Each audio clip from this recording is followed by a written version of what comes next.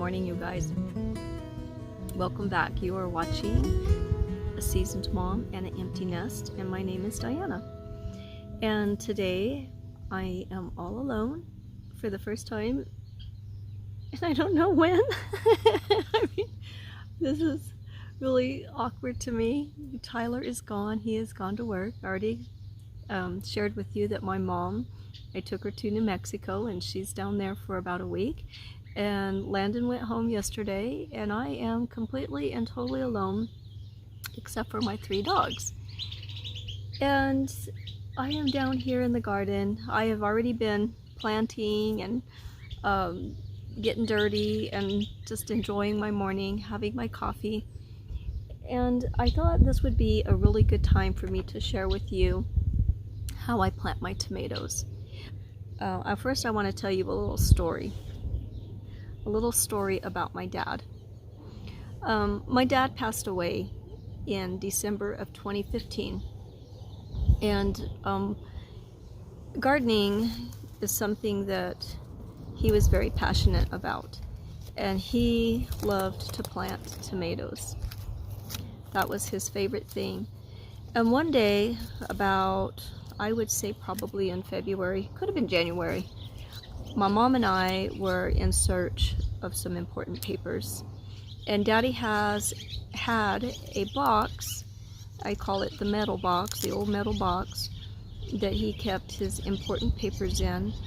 And I was digging through that box looking for the paperwork, and I come across an envelope, and on the back of this envelope, handwritten in his writing, was a formula. I started reading this formula, and I was like, oh my gosh, I can't believe this. It was his tomato formula that he used when he moved down to South Texas. And this formula, I'm going to give some credit to my mom here because she helped him at this time.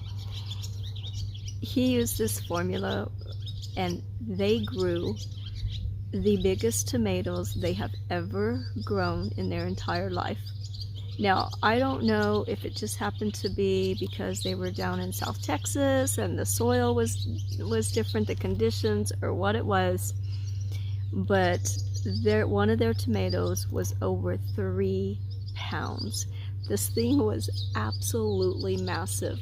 It overlapped the bread all the way around their sandwiches. This tomato was huge. They got just a ginormous crop.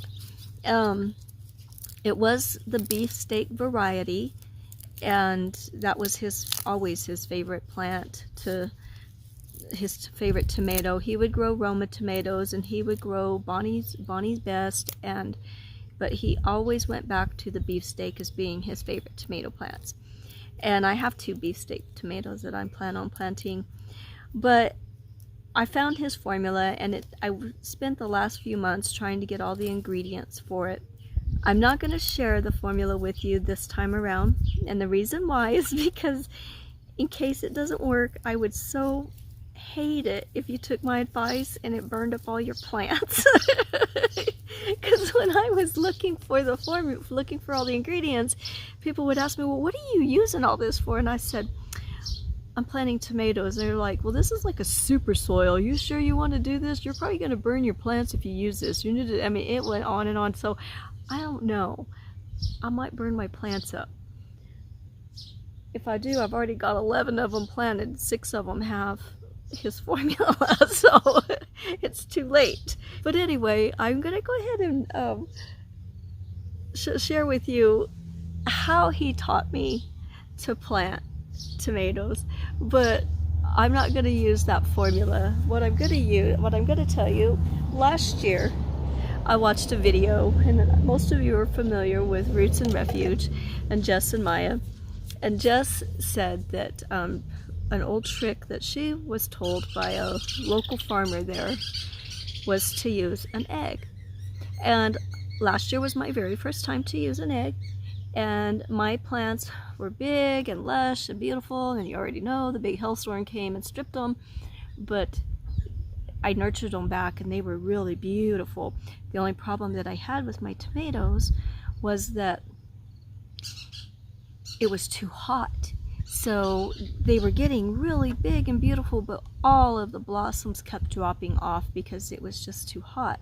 So when it started to cool down, I got lots of blossoms and blooms, and then I finally started getting tomatoes, but hardly any of them turned red. I mean, I got a few. I got a few, and I got to put some in the windowsill, and they ripened in the windowsill, but the majority of my tomatoes last year I ended up making salsa verde out of, because I had to harvest them all green. If you remember back, you can go back and look at the videos. If I have time, I'll figure out how to link it up above. If you don't see it, then you know I didn't have time, or I just couldn't figure it out. But my tomatoes did well by using an egg. So half of what I'm doing this year, I am going to still use the egg, and the other half I'm going to be using Daddy's formula, and I'm going to compare the two and see which one grows better. And if Daddy's formula, if I get these really great big huge tomatoes, awesome, I will share that with you. If I burn them up, I'm not going to share it with you. And if there's no difference between either plant, there's no sense in wasting your money buying all the ingredients. So that's why I'm just going to leave it at that. So I've already started planting my tomatoes. Here's a little bitty dude. I mean, last week I started, so I've already got a line of tomatoes going down here, and I have one left right here. So I like to set my cup down in there and see how deep my plant's going to be. So yeah, that would probably do it right there. Maybe a little bit deeper, because I'll dig it out just a little bit deeper, because I am going to put an egg in there.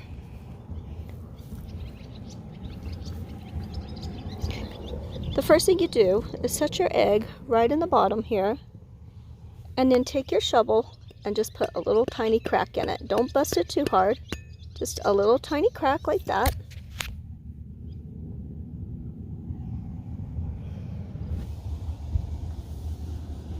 And then you got to get your tomato ready. Now, I hope this is wet enough. I didn't wet it, so I hope it doesn't fall all to pieces for my demonstration. That's really going to stink if it does. But let me talk to you first about the different kinds of tomatoes. So your tomatoes are either determinate or indeterminate. And most of what I like to grow are indeterminate tomatoes. Determinate tomatoes means that, well, exactly that. You get a determinate amount of tomatoes. A lot of times they are referred to as dwarf tomatoes, and basically all that means is they don't get real big. They stay small. They're really good for container gardening and for small spaces, but you only get so many. Once they stop blooming and you get your fruit off of them, that's all that there is left. They don't continue to bloom and produce year-round. Indeterminate tomatoes will continue to grow throughout the year until the first frost. So this one is a breakfast Kellogg's. This is my first time to grow these, and I'm really excited about it because I've never grown orange tomatoes before. So this is one, and they looked really big. So I did one in Daddy's formula, and now I'm going to do one with just the egg. So the first thing that you want to do is you want to plant your tomato as deep as you possibly can. So probably you want to plant it all the way up to here. So let me hold this out here so you can look at it. Do you see all of the little hairs and fibers on it? And you probably won't be able to see it on there, but there's little nodules that go on the side of the stem here.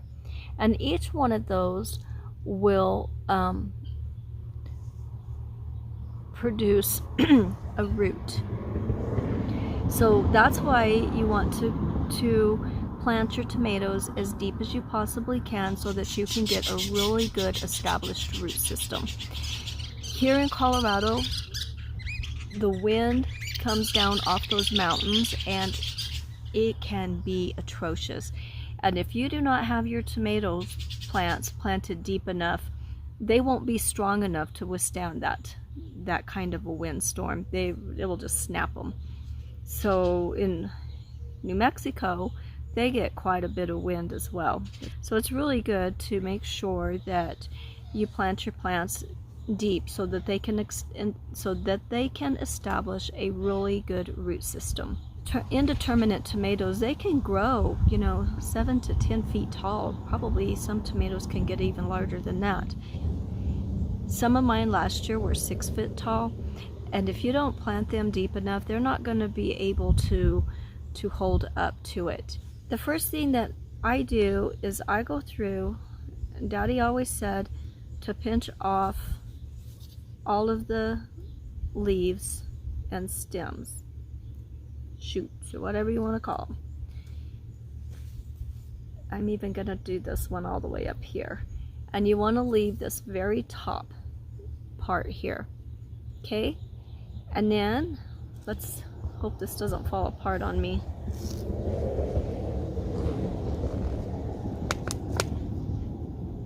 That's good. And I just take it and set it right down here, and it is falling apart. And then just start pushing the soil around it.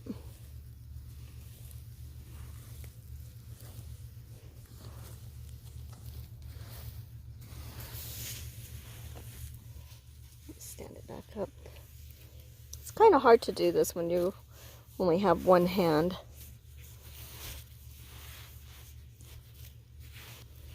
So I like to push the soil up to the stalk. Let's see if I can get this.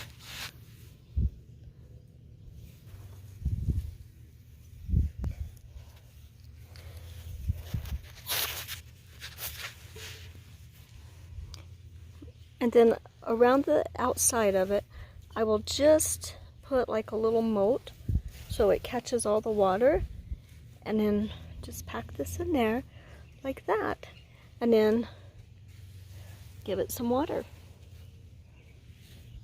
And there you have it. It's really that simple. I will probably prune just a few of them that has my dad's formula on it. I will probably prune them so I can concentrate the energy into getting a bigger tomato.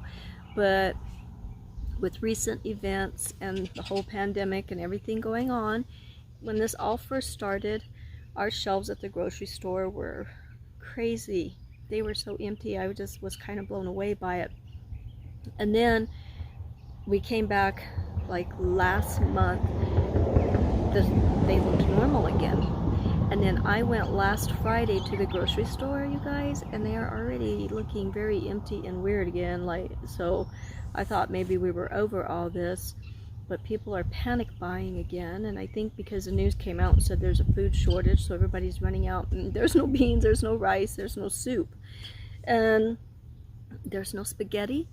That blows me away. I can't find spaghetti unless spaghetti's at the dollar store. If y'all are looking for spaghetti, they do have it at the dollar store, but you can't find it at Walmart or Sam's.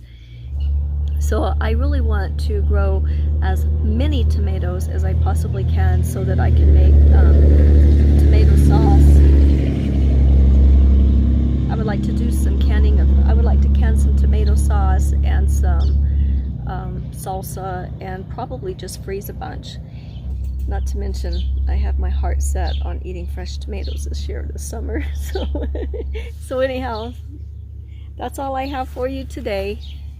Y'all take care, and thanks for hanging out with me. God bless you. Bye-bye.